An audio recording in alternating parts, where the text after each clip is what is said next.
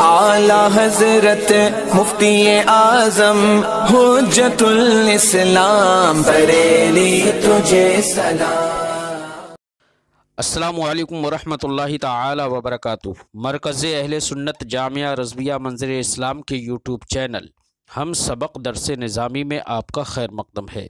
پیارے بچوں، جنہوں نے اب تک ہمارے چینل کو سبسکرائب نہیں کیا ہے وہ ضرور سبسکرائب کر لیں اور بیل آئیکن یعنی گھنٹی بھی بجا دیں تاکہ ہر ویڈیو کی نوٹیفیکیشن اطلاع اپلوڈ کرتے ہی آپ تک پہنچ جائے، اور اپنے ساتھیوں سے بھی شیئر کریں، شیئر کرنا نہ بھولیں تاکہ ان کو بھی فائدہ حاصل کرنے کا موقع ملے، اور بات پسند آئے تو لائک بھی کیا کریں اور اپنے قلبی تأثر کو ضرور کمنٹ کر کے بتائیں۔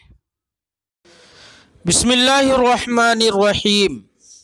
المفعول به ہوا ما وقع، اے ہوا اسم ما وقع علیہ فعل الفاعل ولم یذکر الاسم اکتفاء بما سبق فی المفعول المطلق الی آخر العبارہ۔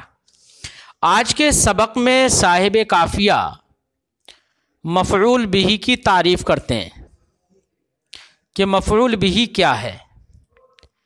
فرماتے ہیں کہ مفعول به اس کا اسم ہے جس پر فاعل کا فعل واقع ہوا ہو، جس پر فاعل کا فعل واقع ہو اس کا اسم مفعول به ہے۔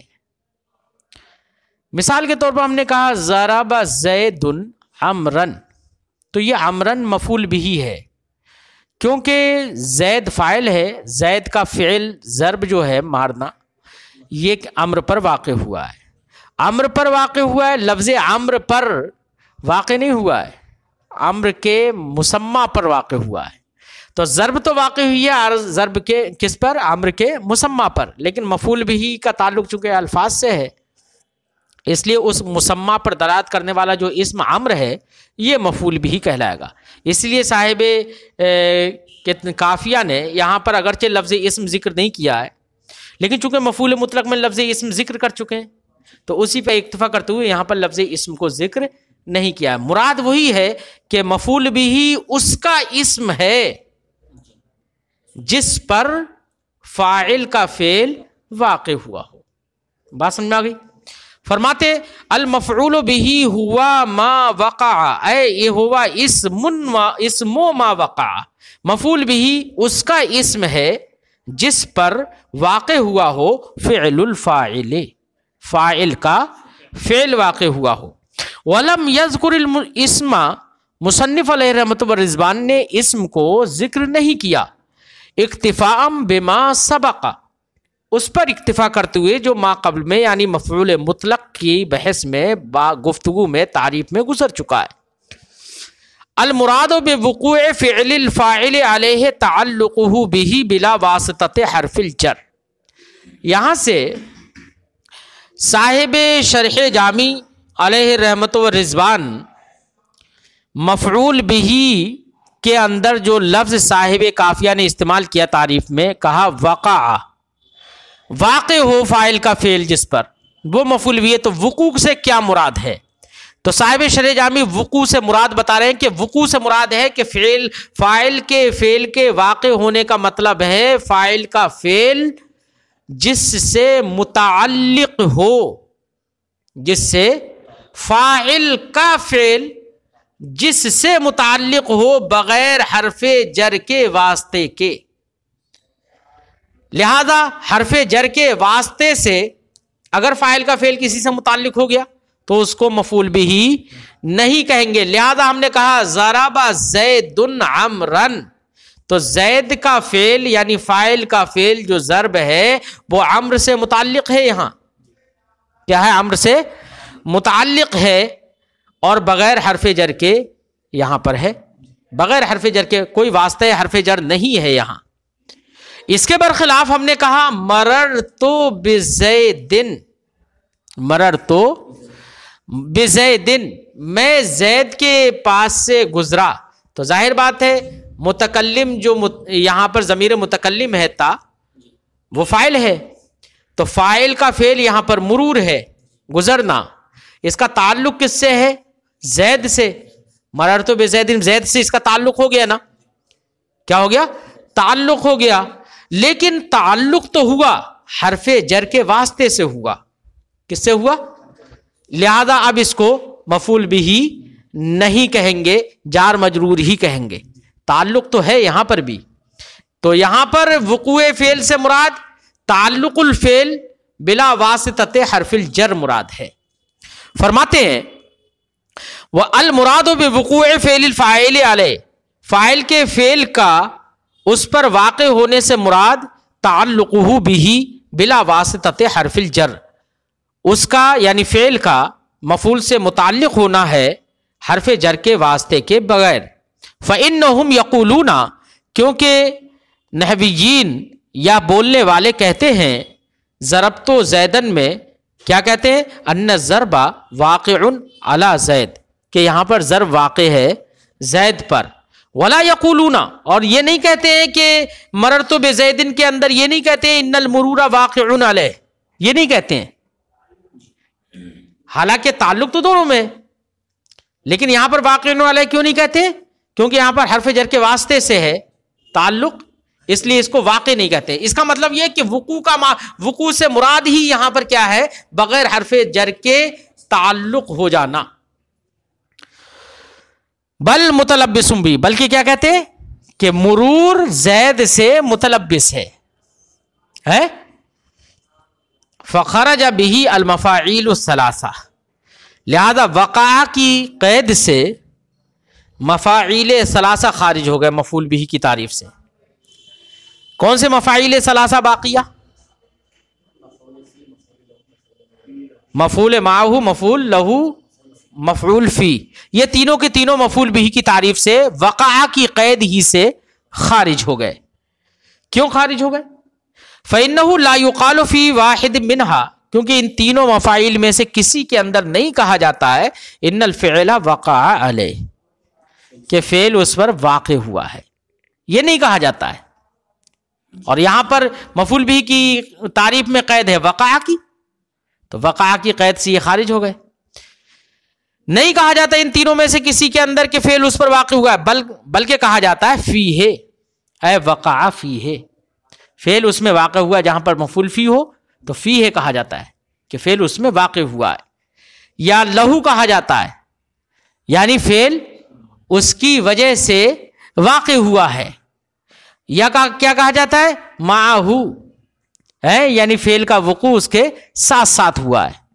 علیہ نہیں کہا جاتا ہے، نہیں، علیہ کی قید سے نہیں، وقع کی قید سے، کیونکہ وقوع کا معنی ہی ہے بغیر حرف جر کے واسطے کے تعلق ہو جانا. اور یہاں پر فعل کا تعلق جو ہوتا ہے حرف جر کے واسطے سے یا تو فی ہے سے ہوتا ہے، فی کے ذریعے سے ہوتا ہے، یا لام کے ذریعے سے ہوتا ہے، یا مع کے ذریعے سے ہوتا ہے. تو تعلق الفعل بلا واسطۃ حرف الجر چاہیے، تب اسے وقوع کہیں گے. وقوع کا معنی کیا ہے؟ تب کہیں گے اسے وقوع. اور یہاں پر حرف جر آ جاتا ہے، اس لیے اس کو وقوع نہیں کہیں گے. بات سمجھائی نہیں آئی؟ والمفعول المطلق، ایسے ہی مفعول مطلق بھی خارج ہو جاتا ہے مفعول بھی کی تعریف سے. لیکن مفعول مطلق خارج کیسے ہوتا ہے؟ ابھی وقع کی قید سے تو خارج نہیں ہوا ہے. کیوں؟ اس لیے کہ مفعول مطلق کا جو معنی ہوتا ہے وہ فعل ہی کا معنی ہوتا ہے نا، ہے نا.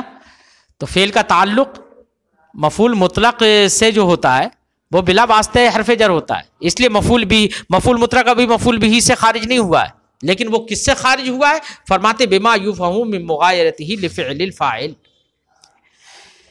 مفعول بھی کی تعریف میں کہا کہ فاعل کا فعل اس پر واقع ہو. کیا ہو؟ اس پر فاعل کا فعل، تو وہ چونکہ فعل فاعل کا ہوگا نا، مفعول کا تو فعل ہوگا نہیں، مفعول کے معنی میں تو ہوگا نہیں وہ. اس کا مطلب یہ ہے کہ اس تعریف ہی سے یہ سمجھ میں آ جاتا ہے کہ فعل مفعول بھی کا مغایر ہوگا، دونوں میں عینیت نہیں ہوگی. اسی سے سمجھ میں آ جاتا ہے نا.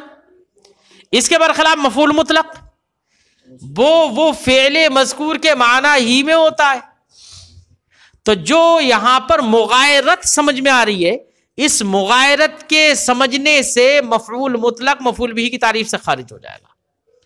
فرماتے ہیں اور مفعول مطلق اس کی تعریف سے خارج ہو جائے گا اس سے جو اس کی مغایرت سمجھ میں آ رہی ہے فاعل کے فعل سے، کیونکہ مفعول مطلق وہ مفعول بھی جو ہوتا ہے اپنے فاعل کے فعل کا مغایر ہوتا ہے، غیر ہوتا ہے. فإن المفعول المطلق عین فعلہ، کیونکہ مفعول مطلق اپنے فعل کا عین ہوتا ہے. والمراد بفعل الفاعل فعل اعتبر اسنادہ الی ما هو فاعل حقیقتا او حکما. یہاں سے صاحب شرح جامی ایک شبہے کا ازالہ کرنے کے لیے مراد بتا رہے ہیں. فرماتے ہیں کہ جو یہ کہا گیا مفعول بھی کی تعریف میں کہ فاعل کا فعل اس پر واقع ہوا ہو، تو فاعل کا فعل کہا. اگر چاہتے تو صاحب کافیہ سیدھے سیدھے یہ کہہ دیتے ما وقع علیہ الفعل، جس پر فعل واقع ہوا ہو وہ مفعول بھی ہے، یہ کہہ دیتے. لیکن یہ نہیں کہا صاحب کافیہ نے، بلکہ کہا فعل الفاعلی. تو یہ فاعل کی قید کیوں لگائی، اس کی وجہ کیا ہے؟ در حقیقت صاحب شجامی فرماتے ہیں کہ صاحب کافیہ نے یہ فاعل کی قید اس لیے لگائی ہے تاکہ اعتراض واقع نہ ہو. کیا؟ یا تعریف جامع ہو جائے، اس لیے قید لگا دی فاعل کی. تو فاعل کے ذکر کرنے کا فائدہ کیا ہوگا ابھی بیان کرتے ہیں. فرماتے ہیں والمراد بفعل الفاعل، فاعل کے فعل سے مراد، فاعل کا فعل واقع ہو تو فاعل کے فعل سے مراد کہہ رہے ہیں فعل ایسا فعل ہے اعتبر اسنادہ الی ما هو فاعل، جس فعل کی اسناد معتبر ہو فاعل کی جانب. کس کی جانب؟ فاعل کی جانب فعل کی اسناد معتبر ہو تو فعل الفاعل سے مراد ایسا فعل ہے جس فعل کی اسناد کس کی جانب ہو؟ فاعل کی جانب ہی اس کی اسناد ہو. اب اس میں عموم ہے کہ وہ فاعل حقیقتاً ہو یا حکماً ہو. حقیقتاً ہو جیسے کہ ضرب زید عمرا، یہاں پر زید کی طرف ضربہ کی اسناد ہے اور یہ زید فاعل حقیقتاً ہے. کیا ہے؟ فاعل حقیقتاً ہے. لہذا فاعل حقیقی کیا فعل زید پر واقع، امر پر واقع ہو رہا ہے، ٹھیک ہے نا. یا فاعل حکمی ہو، یعنی حقیقتاً تو فاعل نہ ہو لیکن فاعل کی جگہ میں آنے کی بنا پر اس پر احکام فاعل جاری ہو گئے ہوں، جیسے کہ مفعول ما لم یسمى فاعلہ ہوتا ہے. کیا ہوتا ہے؟ مفعول ما لم یسمى فاعلہ ہوتا ہے. ہم نے کہا ضرب زید، ہم نے کہا اعطی زید درہما. کیا کہا ہم نے؟ اعطی زید درہما. تو یہاں پر اعطی زید، زید جو ہے نائب فاعل ہے اور نائب فاعل فاعل حقیقتاً نہیں ہوتا، حکماً فاعل ہوتا ہے کہ احکام فاعل اس پر جاری کر دیے جاتے ہیں فاعل کی جگہ میں لانے کی وجہ سے، ٹھیک ہے نا. تو یہ فاعل حکمی ہوا. فاعل حکمی کا فعل درہمن سے متعلق ہو رہا ہے اور بغیر حرف جر کے واسطے سے ہو رہا ہے متعلق، لہذا درہمن مفعول بھی بنے گا، نہ بنے گا؟ بنے گا نا مفعول بھی. فاعل حکمی کا فعل متعلق ہو گیا بغیر حرف جر کے واسطے سے، اس لیے درہمن بھی مفعول بھی ہوگا. بات سمجھ میں آ گئی؟ ایک کوئی شبہہ بھی کر سکتا تھا. اب دیکھو اعطی زید درہمن پر بھی تعریف صادق آ گئی مفعول بھی کی، اور ایک کوئی شبہہ بھی کر سکتا تھا. کیا شبہہ کر سکتا تھا؟ یہ کہہ سکتا تھا کہ جناب ضرب زید، زید مارا گیا، زید مارا گیا. یہاں پر ضرب کا وقوع ہو رہا ہے زید پر، پٹائی کس پر واقع ہو رہی ہے؟ زید پر. لیکن آپ کی مفعول بھی کی تعریف اس زید پر صادق نہیں آ رہی ہے، اس زید پر صادق نہیں آ رہی ہے. تو جواب کیا ہوگا؟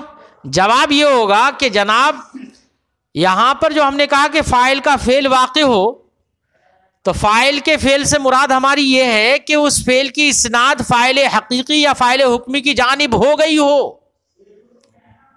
اور یہاں پر ضرب زید میں ضرب کا وقوع اگرچہ زید پر ہو رہا ہے لیکن ضرب ایسا فعل ہے کہ جس کی اسناد اگر زید کو، زید تو فاعل حکمی ہے نا، جس کی اسناد فاعل حکمی کی طرف ہے. اب مفعول بھی جو بنے گا اس کے بعد کا بنے گا. تو فاعل کے فعل سے مراد وہ تھی کہ جس کی اسناد فاعل حقیقی یا فاعل حکمی کی طرف ہو, پھر اس فعل کا تعلق دوسرے اسم سے ہو, تو وہ مفعول بھی ہے. اس لیے زیدن یہ مفعول بھی نہیں ہوگا ضرب زیدن میں. بات سمجھائی؟ فرماتے ہیں والمراد بفعل الفاعل, فاعل کے فعل سے مراد ہے ایسا فعل جس کی اسناد معتبر ہو اس کی جانب جو کہ فاعل ہو حقیقتاً یا فاعل ہو حکماً. فخرج به مثل زید فی ضرب زید, لہذا زید جو کہ ضرب زید میں ہے یہ مفعول به کی تعریف سے خارج ہو گیا. کیوں؟ ضرب زید جو کہ اعلی صیغۃ المجہول ہے ضرب. فإنه لم يعتبر اسناده الى فاعله, کیونکہ یہاں پر ضرب زید میں زید پر پٹائی ہو تو رہی ہے واقع, لیکن یہاں پر ضربہ ایسا فعل نہیں ہے کہ جس کی اسناد فاعل کی جانب معتبر ہو, اور زید خود ہی فاعل حکمی ہے. تو اگر اسی کو فاعل حکمی بنا دیا جائے تو پھر اس کا تعلق کسی دوسرے اسم سے ہی نہیں رہا, اس لیے یہ اس سے خارج ہو جائے گا مفعول بھی سے. فرماتے فإنه لم يعتبر اسناده, کیونکہ اگر زید کو مفعول بھی بنایا جائے تو اب ایسی صورت میں ضربہ کی اسناد اس کے فاعل کی جانب معتبر نہیں رہے گی, ہے نا. ولا یشکل, ایسے ہی اعتراض نہیں کیا جائے گا اعطی زید درہمن جیسی مثالوں سے بھی. کیوں؟ فإنه يصدق على درہمن, کیونکہ تعریف مفعول بھی صادق آ رہی ہے درہمن پر بھی. کیوں؟ اس لیے کہ اعطی فعل اپنے فاعل حکمی کی جانب پہلے اس کی اسناد معتبر ہو گئی, اور اس کا پھر فعل کا تعلق کس سے ہے؟ بغیر حرف جر کے واسطے سے, درہمن سے. لہذا مفعول بھی کی تعریف صادق آ رہی ہے, لہذا اس سے بھی اب اعتراض نہیں ہو سکتا. کیا؟ فإنه يصدق على درہمن, کیونکہ یہ تعریف صادق آ رہی ہے درہمن پر. کیا؟ یا یہ کہو کہ فإنه يصدق على درہمن اعطی زید درہمن میں جو درہمن ہے اس پر یہ بات صادق آ رہی ہے انه وقع علیہ فعل الفاعل الحکمی, کہ اس پر فاعل حکمی کا فعل واقع ہو رہا ہے. کون سے فاعل حکمی کا فعل؟